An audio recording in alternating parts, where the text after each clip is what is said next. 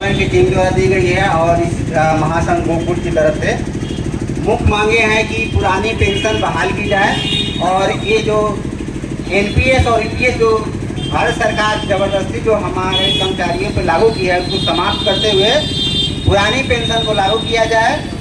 Corona महामारी के दौरान हमारे जो डीए 18 माह का फ्रीज किया गया है उसका भुगतान किया गया है। सभी प्रकार के संविदा की नौकरी को अस्थायी किया जाए। निजीकरण को समाप्त करते हुए सभी पदों पे अस्थायी बहाली किया जाए। यही मुख्य मांगे है। किसका मांग है? मोतिहारी महासंघ गोकुट और एनएमओपीएस पूर्वी चंपारण टीम की तरफ से मांग है। किस पार्टी का? पार्टी का नहीं है, महासंघ गोकुट कर्मचारी महासंघ का संगठन होता है और उसके तरफ से जो है ये मांग की जा रही है। अभी जो पर्यावरणविद केशव कुमार जी हैं जिन्होंने यहाँ लाखों पौधे लगाए हैं और कोरोना काल में उन्होंने बहुत बेहतर काम किया है, उनको इसके लिए हम बहुत बहुत बधाई देते हैं और उनका धन्यवाद करते हैं कि उन्होंने समाज के बारे में, तमाम लोगों के आम जीवन के बारे में चिंताएं हमेशा व्यक्त की हैं, उसके लिए कुछ करते रहे हैं। और आज वो यहाँ जिस चरखा पार्क के पास हम लोग मौजूद हैं और 8 क्लास तक उसमें पढ़ाई होती है, तो हम आप लोगों से ये कहना चाहेंगे, इसके लिए हमारी पार्टी जो है वो संघर्ष करेगी। जो कर्मचारी महासंघ है इसमें ओल्ड पेंशन स्कीम को लागू करने का जो अपना संघर्ष है तो उसको मजबूती देने के लिए हम लोग से भी वो सहयोग की आकांक्षा रखते हैं। हम उनके आंदोलन के साथ हैं, उनकी लड़ाई के साथ हैं और दिल्ली तक, यहाँ से नहीं बेतेरवा से भी एक समय उनकी यात्रा शुरू हुई थी, वहाँ भी हम मौजूद थे और दिल्ली में हम लोग के पार्टी के महासचिव मौजूद थे। हम लोग यहाँ से दिल्ली तक उनकी लड़ाई चाहिए और इस लिहाज से क्या हमारा न्याय यात्रा है 27 को पटना पहुंचेगा और वहाँ विशाल न्याय सम्मेलन होगा और उसमें बिहार बदलाव का एक खाका पेश होगा, रूपरेखा पेश होगा और 20 से 25 में बिहार से मोदी की, नीतीश की, एनडीए की विदाई होगी। इसी के साथ हम अपनी बात समाप्त करते हैं। इनकलाब जिंदाबाद। जमीन जब्त करके जैसे मोतिहारी में बेतिया राज की जमीन पर अच्छे खासे इलाके में लोग बसे हुए हैं, रोजी रोजगार है, तो ये मोतिहारी के लोग भी रक्सौल के हों, नरकटियागंज के हों, बेतिया के हों, बगहा के हों, लाखों जो लोग हैं, 3 लाख एकड़ का जो उनका अपना पूरा जमीन था जो अंग्रेजों के डायरेक्ट प्रत्यक्ष नियंत्रण में था और फिर वो बेतिया राज से उन्होंने लिया था, तो ये जो जमींदारी कायम हुई थी उस जमींदारी को संरक्षण दिया जा रहा है। जिस जमींदारी के खिलाफ गांधी जी लड़े थे उसके पक्ष में ये नीतीश की सरकार जो कह रही है कि कोर्ट वार्ड खत्म हो जाएगा, कोर्ट ऑफ वार्ड, तब भी ये जमींदारी रहेगी और हम गरीबों को उजाड़ेंगे। ये देश आजादी के साथ ही ये खत्म कर दिया गया, जमींदारी उन्मूलन हो गया। नीतीश जी आप किस दुनिया में हैं कि आप सोच रहे हैं कि रोज बयान दिलवा रहे हैं अखबारों में अपने सेक्रेटरी के माध्यम से, भू राजस्व विभाग के सेक्रेटरी के माध्यम से, एक इंच बेतिया राज की जो जमीन है उसका हिसाब होगा, उस पर से बेदखली होगा।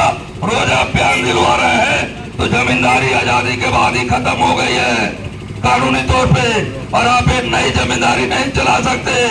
इसके लिए बिहार लड़ेगा, आगे बढ़ेगा और हम साफ साफ कहना चाहते हैं कि सर्वे में जो जहां बसा हुआ है उसके जमीन का कागज दो, उसको कानूनी मान्यता दो, उसके नाम पर जमाबंदी कायम करो, उसका खतियान बनाओ।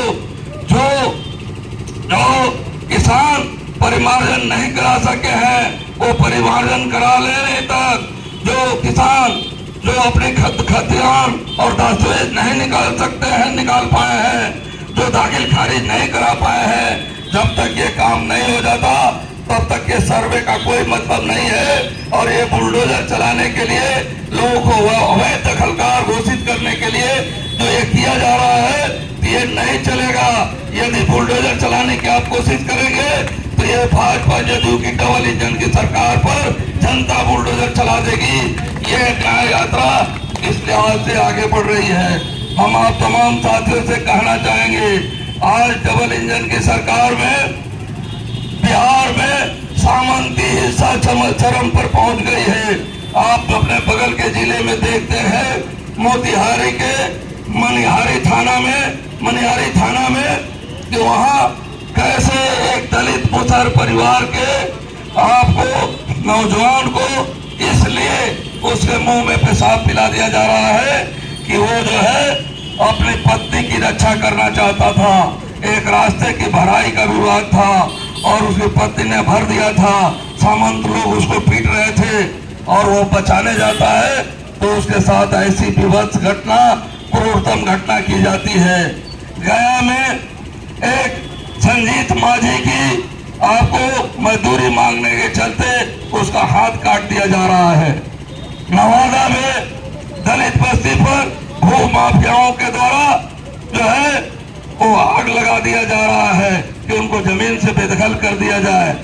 ये सिवान के महाराजगंज में एक भरत माझी टीचर जो पासवान जाति के थे, उनकी मूछ इसलिए मूछ रखते थे कड़ी कड़ी, और सामंतों ने कहा कि आप कड़ा कड़ा मूछ नहीं रखें। उन्होंने मूछ नहीं कटाया तो उनकी हत्या कर दी जाती है। तो ये कौन सा राज चल रहा है? ये डबल इंजन में पूरा हिंसा का राज चल रहा है। ये महिलाओं के साथ कहीं सामूहिक बलात्कार हो रहे हैं और उनकी हत्याएं हो रही है, कहीं दलितों के साथ घटना घट रही है, कहीं अल्पसंख्यक लोगों का साथ मॉब लिंचिंग किया जा रहा है, और कहीं हम लोग देख रहे हैं कि तमाम तरह के जो बैंक कर्मी हैं, कहीं आपको सीएसपी संचालन करने वाले आपको संचालन करता है और रास्ते में जा रहे हैं, जनता के वसूली के पैसे हैं उसको लूट लिया जा रहा है। किसी ज्वेलरी की दुकान से आपको पूरा जेवर लूट लिया जा रहा है, उनके नकदी लूट लिए जा रहे हैं। कहीं ऐसा हो रहा है कि शराब माफियाओं के द्वारा पूरे जनता का जनसंहार किया जा रहा है। छपरा और आपने सिवान में देखा कि ये पूरे लूट और हिंसा का राज जो चल रहा है, शराब माफियाओं के पक्ष में, कहीं भूमि माफियाओं के पक्ष में, कहीं लुटेरों के पक्ष में, और आपका प्रशासन जो है जिसको आप सुशासन कहते हैं, यदि सर्वे के लिए कोई ब्लॉक में अंचल में जा रहा है कि हमारा खतियान का नकल चाहिए, हमारा दाखिल खारिज हो जाए, हमारा जो जमीन है उसका जो है रसीद कट जाए, जमाबंदी का भी कायम हो जाए, परिमार्जन कर देना है, तो लूट बची हुई है। ये कौन सा सुशासन है? बिहार को आपने तहस नहस कर दिया है नीतीश बाबू। आपकी ये डबल इंजन की सरकार ये तमाम बिहार को बर्बाद कर रही है, और सुशासन नहीं, आपके शासन जो है दुशासन में, कुशासन में बदला हुआ है। इसको बिहार की जनता बर्दाश्त करने के लिए तैयार नहीं है, और संपूर्णता में ये बिहार अपने बदलाव के लिए रास्ते की तलाश कर रहा है। बिहार में बदलाव के लिए लोगों में बेचैनी है, और हम भी साफ कहना चाहेंगे बिहार में ये बदलाव होगा लाल झंडे के नेतृत्व में, कम्युनिस्ट पार्टी माले जैसे पार्टियों के नेतृत्व में, और आज की तारीख में बिना मजबूत लाल झंडे की भागीदारी के कोई परिवर्तन नहीं होगा। लाल झंडा ये है जो तमाम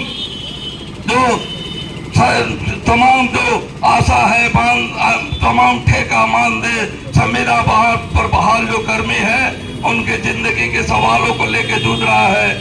ये आपको लाल झंडा ही है जो बाढ़ सुखाड़ की समस्या के निदान के लिए आगे बढ़ रहा है। ये लाल झंडा ही है कि गरीबों को 2-2 लाख रुपया 5 डिसमिल जमीन और पक्का मकान की लड़ाई के लिए लड़ रहा है। ये लाल झंडा ही है जो छात्रों युवाओं के रोजगार की लड़ाई लड़ रहा है, और हिंसा के राज को खत्म करके अमन चैन का राज, नफरत की राजनीति को खत्म करके शांति की राजनीति करने के लिए आगे बढ़ रहा है। तो हम आप तमाम लोगों से कहेंगे कि आने वाले दिनों में बिहार में जो बदलाव की लड़ाई लड़ी जा रही है, वो लाल झंडे की मजबूती से ये लड़ाई जो है और आगे बढ़ेगी, और बिहार में एक बड़ा बदलाव होगा। एक न्यायपूर्ण बिहार बनेगा। इसके लिए हम सभी कूच कर रहे हैं। आपको भी हम न्योता देने आए हैं कि इस न्याय यात्रा का समापन जो होगा वो पटना के मिलर हाई स्कूल मैदान में होगा, जहां एक बड़ी रैली होगी और उसमें न्याय सम्मेलन होगा, जिसमें भाकपा माले के महासचिव दीपंकर भट्टाचार्य और अन्य राष्ट्रीय नेता हमारे जो हैं वो भाग लेंगे। हम आपको न्योता देते हैं कि यदि आप बिहार को बदलने की आप कामना रखते हैं और बिहार में न्याय का शासन चाहते हैं तो आप